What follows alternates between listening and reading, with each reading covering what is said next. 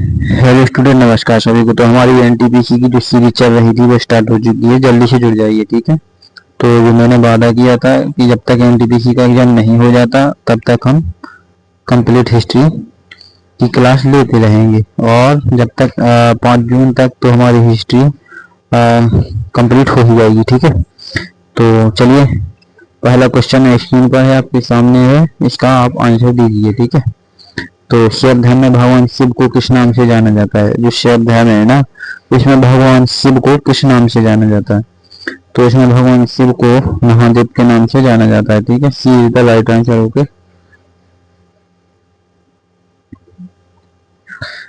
शिव धर्म में शिव का वाहन बताइए। शिव धर्म में जो शिव का वाहन है वो बताइए क्या है? तो शिव धर्म में शिव का वाहन है नंदी। क्या है? नंदी। अगला क्वेश्चन, शिव धर्म का प्रमुख ग्रंथ बता दीजिए आप एक बार। शिव धर्म का जो प्रमुख ग्रंथ है वो क्या है? तो वो शिव पुराण है। क्या है? शिव पुराण है। ओके, शिव धर्म का प्रमुख ग्रंथ शिव पुराण। नटराज शिव का कौन सा रूप दर्शाता है? नटराज शिव का कौन सा रूप दर्शाता है? तो ये नेत्ररत्न दर्शाता है। क्या दर्शाता है? नेत्ररत्न। अब जो क्वेश्चन जो मैं आपको पीपीटी के माध्यम से यहाँ पर लगवा रहा हूँ, ये क्वेश्चन एंशिएंट हिस्ट्री के हैं। तो आप लोगों को हर एक क्वेश्चन पढ़ने की यदि आवश्यकता होगी और रिपीट करने की, बार बार रिपीट करने, ये चीजें याद रहती, ठीक है। माना भूल जाओगे एग्जाम में फिर जाने का क्या फायदा। शिव धर्म में त्रिशूल का क्या महत्व बताइए? किसका प्रतीक है त्रिशूल? बताइए, शिव धर्म में त्रिशूल किसका प्रतीक है? देखो, शिव धर्म में त्रिशूल ब्रह्मा विष्णु महेश यानी कि तीनों का प्रतीक है, ठीक है। तो राइट आंसर है बी और सी दोनों। अगला क्वेश्चन है, शैव संप्रदाय के प्रमुख 4 मत कौन से थे? तो शैव संप्रदाय के जो प्रमुख 4 मत थे, वैष्णव शाक्त नहीं थे, शैव वैष्णव नहीं थे, और शैव सनातन नहीं थे। तो राइट आंसर है सी, पाशीपत, कापालिक, नाथ, कश्मीर। ओके, अगला क्वेश्चन है कि पाशीपत संप्रदाय के प्रवर्तक कौन माने जाते हैं? तो जो पाशीपत संप्रदाय के प्रवर्तक थे कौन माने जाते हैं बताइए? लक्ष्मण। तो वो लकुलीश माने जाते थे। कौन माने जाते थे? लकुलीश। राइट आंसर है डी। ओके, नाथ संप्रदाय की स्थापना किसने की थी? नाथ संप्रदाय की स्थापना किसने की थी? तो नागार्जुन ने नहीं की थी, पतंजलि ने नहीं की थी। तो राइट आंसर है सी, किसने की थी? गोरखनाथ ने। ओके,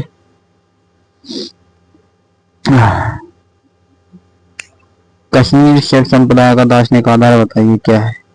तो कश्मीर शैव संप्रदाय का जो दार्शनिक आधार था वो अद्वैत था। कैसा था? अद्वैत। ओके, अगला क्वेश्चन आपके सामने है कि शिव को पंचमुखी क्यों कहा जाता है? देखो, शिव को पंचमुखी कहा जाता है, इसका आंसर है ऑल। ऑल का मतलब सभी। देखो, 5 चेहरे, 5 तत्वों के स्वामी, 5 दिशाओं के रक्षक, उपरोक्त सभी, ठीक है। जो सबसे बड़ा होता है फिर वो उसके अंदर सब होता है। लिंग का जो शिव धर्म में क्या महत्व होता है? तो लिंग का शिव धर्म में क्या महत्व होता है? यानी कि सब। All is the right answer, ठीक है। शक्ति का प्रतीक, निर्माण का प्रतीक और ब्रह्म का प्रतीक, ठीक है। चलिए, अगला क्वेश्चन आपके सामने है, इस शिव मंदिरों का प्रमुख उदाहरण बताइए आप। जो शिव मंदिर है इनका एक कोई भी उदाहरण दे दीजिए आप। सूर्य मंदिर, कोणार्क मंदिर, काशी विश्वनाथ मंदिर।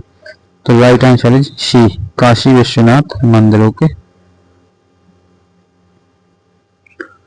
एलोरा की गुफाओं में स्थित प्रसिद्ध शिव मंदिर कौन सा है? देखो, चाहे एनटीपीसी हो, चाहे एसएससी, रेलवे हो, चाहे एसएससी, जीएस होता है, ठीक है। जीएस होता है, कोई बदलाव नहीं होता है। एग्जाम में के पूछने का तरीका बदल जाता है। तो आप मेरी हर एक क्लास कर सकते हैं, और मेरी क्लास अपलोड होती ही रहती है, ठीक है। तो डेली मेरी क्लास अपलोड होती है, इसीलिए जुड़े रहना जब तक एनटीपीसी एग्जाम नहीं हो जाता, ठीक है। तो चलिए, उस क्वेश्चन का आंसर दीजिए कि एलोरा की गुफाओं में स्थित प्रसिद्ध शिव मंदिर कौन सा है? तो एलोरा की गुफाओं में जो शिव मंदिर है वो कैलाशनाथ मंदिर। ओके, अगला क्वेश्चन है 14वां, शिव धर्म के अनुसार शिव को कौन सा योगी कहा जाता है? देखो, एप्लीकेशन पर मेरी क्लास चलती है, ठीक है। एप्लीकेशन का नाम क्या है? मानवेंद्र क्लासेस के नाम से, ठीक है। और यही यूट्यूब चैनल का नाम है और यही मेरी एप्लीकेशन का नाम है। तो उस पर अभी 80% डिस्काउंट चल रहा है एप्लीकेशन पर। आप जो भी विद्यार्थी एसएससी सीजीएल को लेकर के अपना लक्ष्य जिनका भी मूड है कि हमको सीजीएल निकालना है, तो इस पर हिस्ट्री का बैच चल रहा है अभी, जो 999 रुपये का है। उस पर 80% डिस्काउंट मिलेगा और वो आपको ओनली 99 रुपये में मिल जाएगा, ठीक है। वो भी 15 महीने की वैलिडिटी के साथ होगी। तो अभी आप ज्वाइन कर सकते हैं। 31 मई से स्टार्ट होने वाला है। शिवधाम के अनुसार शिव को कौन सा योगी कहा जाता है, बताइए। शिव को कौन सा योगी कहा जाता है? तो शिव को महायोगी कहा जाता है। ओके, अगला क्वेश्चन, शिव धर्म में जटा का क्या प्रतीक है, बताइए। तो जटा का जो प्रतीक होता है आत्म संशय, ठीक है। ये क्वेश्चन मैं इतने जल्दी क्यों बता रहा हूँ, क्योंकि मैं इनका पोस्टमार्टम नहीं कह सकता हूँ। क्यों? क्योंकि हर एक क्वेश्चन को मैं बिल्कुल पीपीटी के माध्यम से बनाकर लाया हूँ। तो इसको आप पढ़ लीजिए अच्छे से और 1 से 2 बार क्लास को रिवाइज कर लीजिए। जो अर्धनारीश्वर रूप में शिव का क्या प्रतीक होता है, बताइए। अर्धनारीश्वर रूप में शिव का क्या प्रतीक होता है? तो उसमें प्रतीक होता है शिव शक्ति दोनों, ठीक है, शिव शक्ति दोनों। ओके, अगला क्वेश्चन की कापालिक संप्रदाय की विशेषता बताइए। तो देखो, कापालिक संप्रदाय की विशेषता all is the right answer. कठोरता, सर्वसाधारण, हिंसात्मक अनुष्ठान, ठीक है। अगला क्वेश्चन है, शैव आगम ग्रंथ किस विषय से संबंधित है? तो इसके लिए ऑल राइट, ऑल आंसर इधर राइट। तो दर्शन, कर्मकांड, मंदिर स्थापित, सब कुछ है, ठीक है।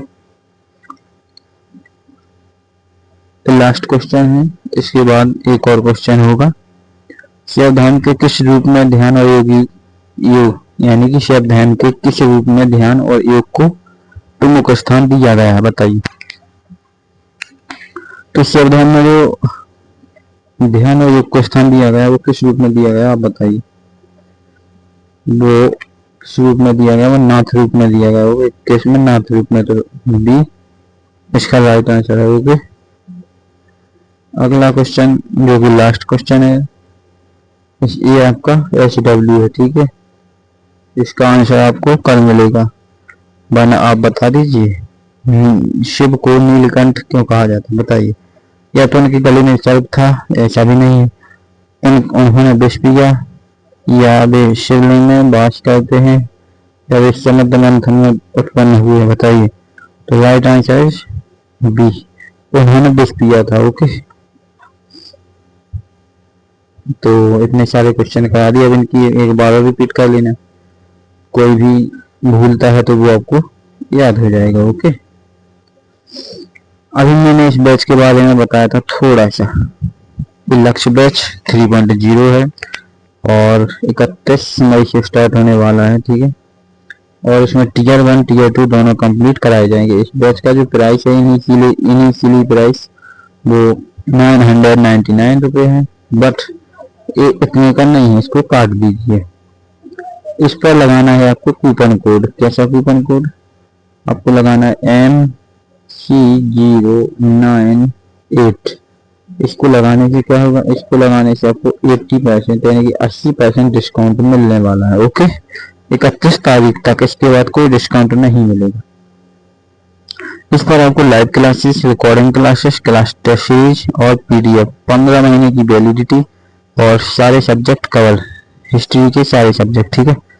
तो और एक कॉन्टैक्ट नंबर है, इस पर आप व्हाट्सएप भी कर सकते हैं, कॉन्टैक्ट भी कर सकते हैं। तो आज के लिए बस इतना ही। जय हिंद दोस्तों। जिन विद्यार्थियों को यदि सच में बैच परचेस करना है या सच में डेडिकेट होकर तैयारी करनी है सीजीएल की, तो देखो मानवंद क्लासेस एप्लीकेशन का लोगो है, डिस्क्रिप्शन में लिंक भी लगी है, जाकर के आप इसको डाउनलोड कर सकते हैं और आपको कुछ टेस्ट सीरीज फ्री भी मिलेगी, ठीक है। तो टेस्ट सीरीज तो फ्री मिलेगी आपको, बट बैच फ्री नहीं होगा, ठीक है। तो जिन भी विद्यार्थियों को अभी लेना है तो वो परचेस कर सकते हैं, क्योंकि 99 रुपये में 15 महीने की वैलिडिटी अभी ऑफर है। जो ले सकता है वो ले सकता है, इसके बाद किसी को नहीं मिलेगा।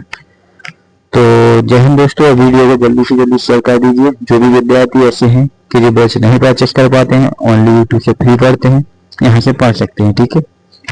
तो मेरी उनके लिए हमेशा दुआएं रहेंगी कि वो आगे अपनी लाइफ में सक्सेस हो, आप सभी। तो और क्या ही कहूँगा।